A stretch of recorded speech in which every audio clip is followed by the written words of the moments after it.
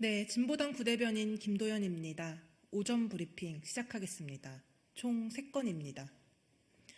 황상무 수석 사퇴, 이젠 런종섭 차례입니다. 회칼 황상무 수석이 결국 사퇴를 밝혔고 대통령실은 수용했습니다. 그나마 민심을 아예 무시하지 않은 것은 다행입니다.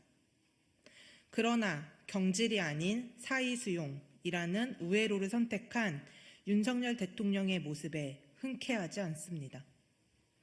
당선인 시절엔 언론의 자유를 외쳤던 대통령이지만 정작 국민에게 보인 모습은 입도 뻥끗하지 말라는 메시지뿐이었기 때문입니다.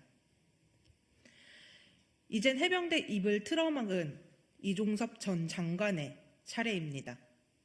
이틀막 정권은 반드시 심판하겠다는 국민의 의지가 날로 높아지고 있을 뿐만 아니라 국민의힘 의원들조차 하루라도 빨리 런종섭 사태를 해결하길 바라고 있습니다. 찐윤을 주장하는 윤상현 의원은 대통령실이 인식을 못하고 있다며 대통령의 결단을 촉구했습니다.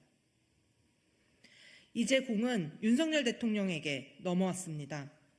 부디 누구든 이틀막과 협박으로 자리를 보존하기 어렵다는 사실을 깨닫길 바랍니다. 네, 두 번째입니다. 아빠 찬스 공천이 어떻게 국민의 미래입니까? 국민의 미래 비례대표 공천 논란이 지속되고 있습니다. 이번에는 아빠 찬스가 문제입니다. 비례 13번을 받은 강세원 전 대통령실 법률비서관실 행정관의 아버지는 강훈 변호사로 이명박 전 대통령의 청와대 법무비서관이며 변호사였습니다.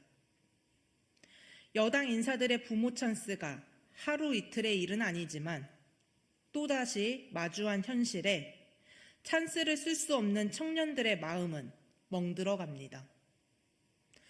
더욱이 국민의힘은 지난해에 노동개혁특별위원회를 출범하면서 공정채용법을 당론으로 추진하겠다고 하지 않았습니까?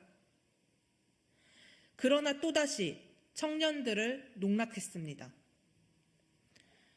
박근혜 정권 시절 최순실의 딸 정유라의 망언이 다시금 떠오릅니다.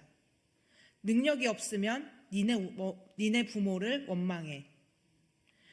국민의 미래에는 국민도 미래도 눈을 씻고 찾아보려 해도 찾아볼 수가 없습니다. 그들만의 미래를 함께 만들어주고 싶은 국민은 없다는 점을 분명히 인지해야 합니다. 네, 마지막입니다. 새벽운동 강요하는 학교, 청소년 인권법이 절실합니다.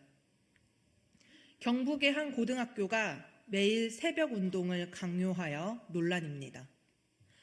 공립기숙사인 이 학교는 학생들에게 매일 오전 6시 40분에 기상하여 20분간 운동을 시키고 있는데 참석하지 않을 경우 벌점을 부과합니다.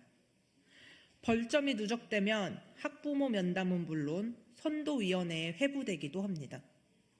학교 측은 25년간 이어온 전통이라며 문제가 없다는 입장입니다. 선택할 자유가 없는 새벽운동은 인권 침해입니다. 아무리 전통이고 체력 증진을 위한 것이라도 학생들 스스로가 참여를 선택할 수 있도록 해야 합니다. 또한 취침 시간이 오전 1시로 정해진 이 학교의 기숙사 특성상 학생의 건강권 침해가 명백해 보입니다. 국가인권위원회 또한 이런 방침이 인권 침해에 해당한다는 판단을 내놨습니다. 안타깝게도 청소년 기본법을 통해 청소년이 사회 구성원으로서 권익을 보장받고 자유롭게 활동할 수 있어야 한다고 규정해 두었지만 여전히 실질적인 권리에 대한 구체성이 부족합니다. 최근에는 청소년 인권을 교사 인권과 대립하는 구도로 설정하거나 학생 인권 조례 폐지로 청소년의 인권을 축소하려는 경향이 높아지고 있습니다. 모든 사람에게 인권이 보장되어야 하듯이 청소년 또한 사각지대 없이 인권을 보장받아야 합니다. 다시금 청소년 인권법이 절실한 이유입니다. 네, 이상입니다.